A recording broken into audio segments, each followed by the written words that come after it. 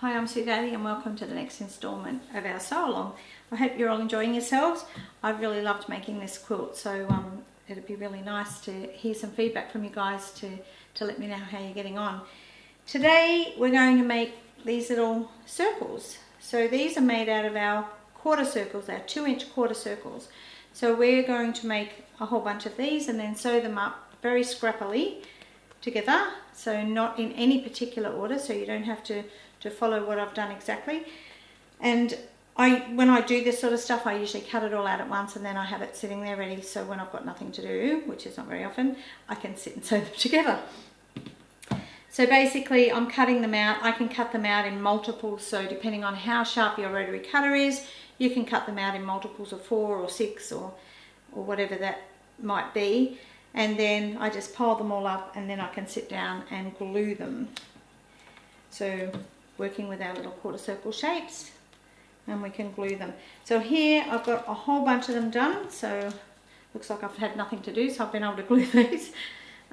So I've just glued them all together, or glued all the fabric over the card, and then I can just sit and sew these together into the little circles. So I would make, when I sewed them together, I would sew 2 together like that, and then I would choose 2 others and sew 2 together like that. And of course when we put them together, you're sewing them straight through the middle with one seam. Don't sew them around like you would a Dresden plate, because you end up with a hole in the middle of your work. So 2 pieces together, 2 pieces together, and then sew them through, right through the middle. And then you'll end up with these little circles. So in your pattern it tells you how wide to cut your border pieces. So we're actually cutting it out of the hexagon print out of the Bourgeois range. Well, it's a very subtle hexagon print actually, and it has some text on it. So it's a beautiful piece of fabric. And then what we will be doing is we'll press these, remove the papers, and then in your pattern it'll show you where to place them. So it'll tell you how to find the placement to put these circles on.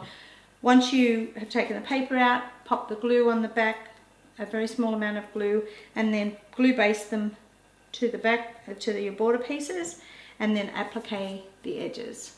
And then you'll have those 4 borders done, and then we'll move on to the next step. So I'll see you next time when we put some more borders onto this beautiful quilt.